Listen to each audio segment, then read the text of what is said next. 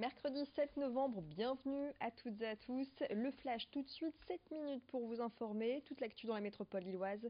Et puis l'info côté ciel avec le bulletin météo juste après cette édition. Restez avec nous.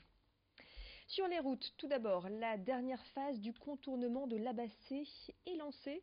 Un contournement entrepris en 2009 et qui a pour objectif de réduire le trafic routier dans le centre-ville de l'Abassé et de mailler le réseau entre la route départementale 641 et la route départementale 947.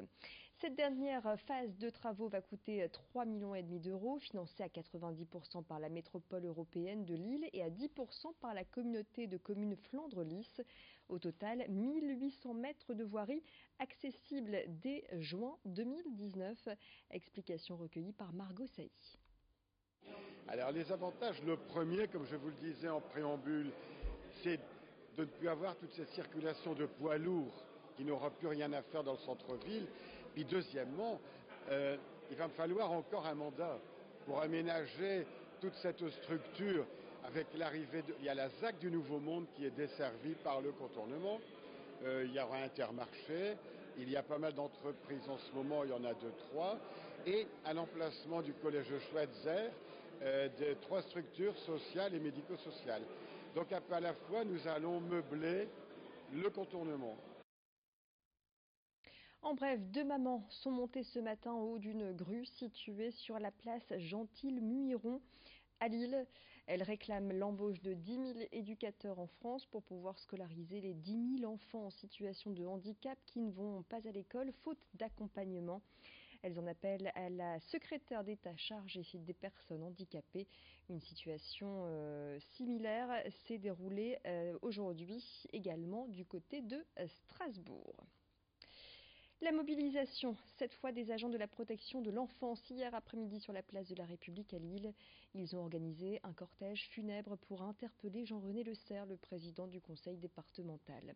Une action symbolique pour attirer l'attention sur le manque d'effectifs dans les services de protection de l'enfance et sur le manque de place pour les 11 000 enfants placés dans le Nord. Pourtant, 54% du budget du département est consacré à l'action sociale. Selon les syndicats, la grogne monte chez les travailleurs sociaux, alors que les premières actions rassemblaient surtout des agents de la métropole lilloise, hier, ils venaient de tout le département. Le syndicat Sud attend des négociations. La mission première du département, c'est l'action sociale et la protection de l'enfance. Donc il a une obligation de moyens. C'est inconditionnel. Première chose. Deuxième chose, un budget, c'est un choix politique. Le département a fait le choix, par exemple, de mettre près de 3 millions d'euros pour une prime, pour un salaire au mérite, une prime au mérite.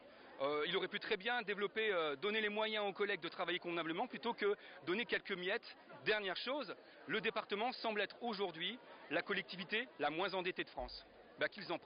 Qu'ils l'empruntent. Ils ont aussi claqué 2 millions d'euros dans l'abbaye de Vaucelles. Ils en claquent autant dans les réparations de l'abbaye de Vaucelles. Donc je veux dire, un budget, c'est contraint, oui, mais c'est aussi un choix politique et la priorité, c'est la protection de l'enfance. Le prélèvement à la source, c'est pour bientôt, c'est pour le mois de janvier, une réforme qui approche à grands pas. Dans quelques semaines, les foyers imposables verront leurs impôts directement prélevés sur leur fiche de paie. Une petite révolution en France qui s'aligne sur de nombreux modèles européens. Et ce prélèvement à la source peut interroger, voire inquiéter. Alors pour informer les contribuables, un numéro vert sera mis en place. Les précisions avec Laurent de Gekowski, directeur régional des finances publiques, au micro de Margot Sailly.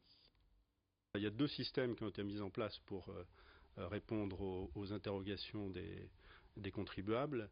Un système de plateforme téléphonique qui fonctionne déjà, un numéro qui donne accès à un centre de contact dédié et qui sera gratuit ou en tout cas non surtaxé à partir du 1er janvier prochain.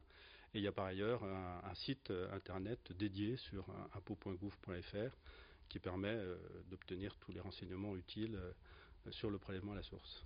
Alors pour les impôts de 2018, il y a ce qu'on appelle une année blanche.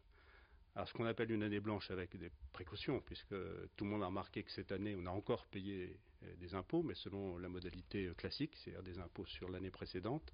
Mais par contre les revenus de 2018 eux-mêmes ne seront pas soumis, sauf revenus exceptionnels, à un impôt. On basculera directement en 2019 sur le prélèvement contemporain du revenu.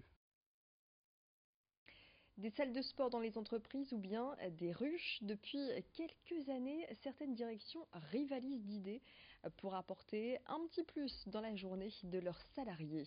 Et voici une nouvelle idée, un potager sur son lieu de travail. C'est la proposition de Philippe Tricard, originaire de Mouveau. Depuis 2 ans, grâce à son projet Graines d'équipe, il fait pousser poireaux, tomates, fraises et autres fruits et légumes dans les entreprises. Grâce au conseil d'un animateur, les salariés peuvent ainsi faire pousser leur propre culture et la gérer. Une raison de plus pour manger sainement. Explication au micro de Xavier Silly. Les personnes qui s'intéressent ici au potager sont en période de grande découverte, on les initie et donc ils sont parfois surpris quand on leur donne des conseils ou des notions telles que les plantes qui puissent être compagnoles, le paillage qui conserve l'humidité et réenrichit le sol dans le temps. Une personne a été très agréablement surprise de savoir que quand on met les poireaux et les carottes ensemble, la mouche du poireau est repoussée par la carotte et la mouche de la carotte est repoussée par le poireau. En bref, un dernier mot pour vous dire que le LOSC a signalé une nouvelle arrivée au sein de l'équipe d'encadrement. C'est celle de Nicolas Anelka. À 39 ans, l'ancien international interviendra auprès du centre de formation lillois et de ces jeunes pensionnaires âgés de 14 ans en tant que conseiller sur le poste d'attaquant. Après être passé par le PSG, Arsenal ou encore le Real Madrid en tant que joueur cette fois, Nicolas Anelka a déjà été entraîneur adjoint à Shanghai ou encore en Inde ces dernières années.